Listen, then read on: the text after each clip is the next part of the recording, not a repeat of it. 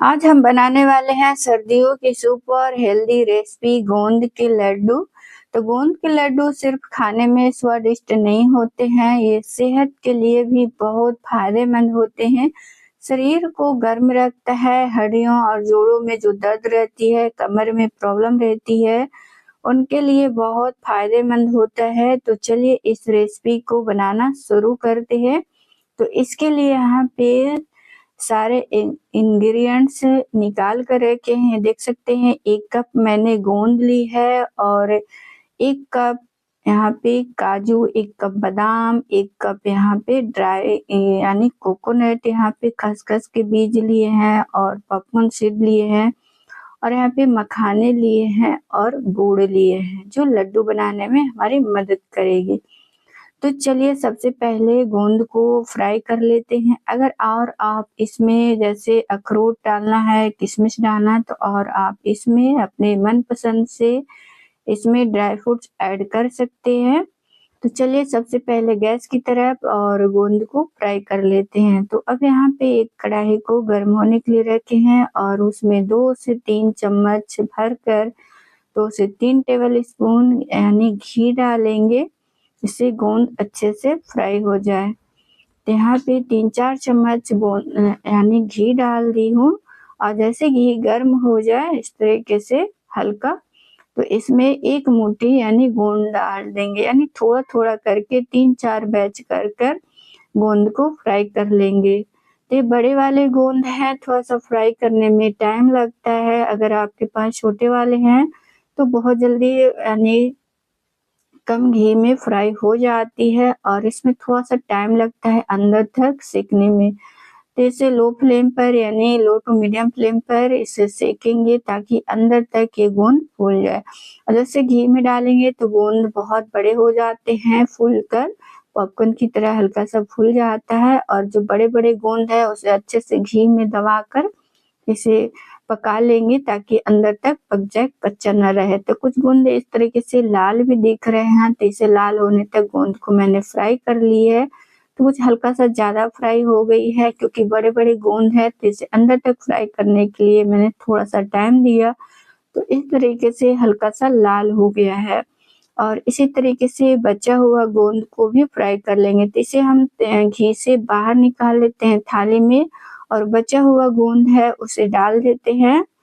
तो ये देखिए सेकंड बैच भी इस तरीके से गोंद को फ्राई कर लेते हैं। तो ये देखिए हल्का सा इसे कम यानी डार्क की हूँ और इस तरीके से गोंद को फ्राई कर लेते हैं और इसी थाली में निकाल लेते हैं। और जो बचा हुआ गोंद है और इसे भी फ्राई कर लेते हैं। तो गोंद फ्राई करते समय हमेशा पता नहीं क्यों एक घी में थोड़ा सा डस्ट है यानी कालापन हो जाता है, तो इसे साफ कर लेते हैं और सेम कढ़ाई में 1 चम्मच घी डाला है, 1 से 1.5 चम्मच और अब इसमें बादाम डाल देंगे। तो बादाम भी इसमें 1 कटोरी मैंने डाला है, 1 कटोरी काजू और 1 कटोरी मैंने यहाँ पे सूखे वाले नारियल। आप चाहे तो इसमें पिस्ता, अखरोट, किशमिश और भी चीज़ें इसमें ऐड कर सकते हैं सारे। इसमें ड्राई फ्रूट से इसकी तासीर गर्म होती है, इसमें आयरन, कैल्शियम भरपूर मात्रा में होता है। तो ये ठंड में इन सारी चीज़ों बहुत फ़ायदेमंद होते हैं, खाना चाहिए जिससे शरीर में एनर्जी बना रहता है, शरीर को गर्म रखता है और ठंड में बचाता है। तो ये देखिए इन सारी चीज़ों को अच्छे से घी में फ्राई कर लेते हैं हल्का सा। तो स्टील की कढ़ाई है, बहुत जल्दी से ये जलने लगता है और लो फ्लेम पर इसे भून रही हूँ, फिर भी इसमें हल्का सा इसमें लाल हो जाती है बहुत जल्दी। तो इसे इससे ज़्यादा नहीं करना है और इसे निकाल लेते हैं थाली में। अगर आप ज़्यादा क्वांटिटी में बना रहे हैं तो आप थोड़ा-थोड़ा कर एक-एक कर आप इसे फ्राई कर सकते हैं। मैं एक साथ ही पूरा फ्राई कर ली हूँ ताकि वीडियो लंबी ना हो। और इसी कढ़ाई में फिर से डालेंगे 1 चम्मच घी और अब मखाने को भी क्रिस्पी होने तक इसे लो फ्लेम पर इसे सेक लेंगे ताकि अंदर तक ये मखाने क्रिस्पी हो जाए। तो सारे इंग्रेडिएंट्स को हल्का सा घी में फ्राई करने से इससे लड्डू का टेस्ट बढ़ जाती है और लड्डू का लाइफ भी बढ़ जाता है। इससे लड्डू जल्दी खराब नहीं होती है, लंबे समय तक स्टोर कर कर रख सकते हैं। तो देखिए मखाना भी क्रिस्पी हो गया है, तो इसे निकाल लेते हैं थाली में और इसे भी रखते हैं साइड में। फिर से मैंने एक छोटा चम्मच घी डाली है और इसमें यहाँ पे मैं डाल रही हूँ खसखस के बीज और थोड़े से पम्पकिन सीड। और इन सारी चीज़ों यानी छोटा सा है, कम इंग्रेडिएंट्स है, तो हल्का सा इसे भून लेते हैं, सेक लेते हैं। और इस तरीके से देख सकते हैं कि बीज कैसे फूल गई है। तो इसे अलग कटोरी में निकाल लेते हैं, क्योंकि इसे हम ग्राइंड नहीं करेंगे, इसे हम ऐसे ही लड्डू में डालकर बनाएंगे। और ये देखिए इन सारी चीज़ों अच्छे से यानी फ्राई हो गई है और ये ठंडी होने के लिए छोड़ दिए थे। तो ये देखिए अब ये ठंडी हो गई है पूरी तरीके से। अगर आपको गोंद इसी तरीके से रखना है तो आप हल्का सा इसे क्रश कर कर भी डाल सकते हैं प्लेट या कटोरी से। तो मैं यहाँ पे सारे इंग्रेडिएंट्स को इसे जार में डालकर इसे ग्राइंड करूँगी। तो सबसे पहले मखाना को ग्राइंड कर लेते हैं। तो हल्का सा इसे दरदरा ही रखेंगे, ज़्यादा बारीक नहीं करेंगे, क्योंकि हल्का सा दरदरा ही अच्छा लगता है लड्डू में। तो ये देखिए इसे बड़े से थाली में निकाल लेते हैं, सारे इंग्रेडिएंट्स को मिलाने में सावधान अच्छा होगा। तो देखिए इसे मोटा ही रखा है। और अब एक काजू बादाम और नारियल ये भी ठंडी हो गई है, तो इसे भी जार में डालकर इसे ग्राइंड कर लेते हैं हल्का सा दरदरा। इसे भी बारीक पाउडर नहीं बनाना है, हल्का सा दरदरा ही रखेंगे। तो इसे पल्स मोड पर इस तरीके से ग्राइंड कर लिए हैं। और ये देखिए बिल्कुल दरदरा ही रखी हूँ, ज़्यादा बारीक नहीं करी हूँ। अगर आपको बारीक पसंद है तो बारीक भी कर सकते हैं, या आपको और भी इसे मोटा दरदरा रखना है तो और भी मोटा रख सकते हैं। और अब लास्ट में यहाँ पे गोंद को भी इसे क्रश करके मैं डाल रही हूँ, यानी ग्राइंड कर कर, क्योंकि मोटे मोटे रहते हैं। क्रश करके डालूंगी तो हमारे घर में हमारे बच्चे नहीं खाते हैं, तो इसको मैं ग्राइंड कर कर ही लड्डू बना कर देती हूँ तो खा लेते हैं। तो इस तरीके से मैंने ग्राइंड कर दी हूँ। अगर आपके घर में खा लेते हैं तो आप इसे हल्का सा क्रश कर कर भी डाल सकते हैं, तो हल्का सा लड्डू में क्रंची भी रहता है। मैं यहाँ पे ग्राइंड कर ली हूँ। तो सारे इंग्रेडिएंट्स को ग्राइंड कर लिए हैं और ये जो खसखस और ये बीज है पम्पकिन सीड का, उसे भी इसी में मिक्स कर लेते हैं। तो इसे ग्राइंड नहीं किया है। और अब चलिए इसकी चाशनी बनाते हैं लड्डू बनाने के लिए। तो कढ़ाई में मैं 1 चम्मच घी डाली हूँ और अब इसमें यहाँ पे गुड़ डालूंगी। तो यहाँ पे 3 से 4 यहाँ पे यानी लड्डू आती है, उसको तोड़कर इस तरीके से छोटे छोटे पीस में और इसे डाल दी हूँ, ताकि अच्छे से यानी जल्दी मेल्ट हो जाए। अगर आप इसमें घी नहीं डालना चाहते हैं, अगर इसमें थोड़ी सी यानी 1 से 2 चम्मच पानी डालकर भी इसकी चाशनी बना सकते हैं। तो मैं यहाँ पे घी डालकर इसकी पाग यानी तैयार कर रही हूँ, गुड़ को इसे मेल्ट कर पका रही हूँ। हल्का सा पानी डालकर भी कर सकते हैं इसे, ताकि मैं इसलिए नहीं डाल रही हूँ ताकि ये लड्डू जल्दी से ख़राब ना हो। और इसे हम बिना पानी का गुड़ को मेल्ट करेंगे इस तरीके से। तो ये देखिए गुड़ में उबाल आ गया है, पक गया है, यानी ज़्यादा गुड़ को नहीं पकाना है हार्ड, नहीं तो लड्डू हार्ड हो जाएंगे। अब एक तार की चाशनी बनकर तैयार हो गई है। तो अब इसमें पूरा जो तैयार करके इंग्रेडिएंट्स रखे हैं वो पूरा मिक्स कर देंगे गुड़ की पाग में।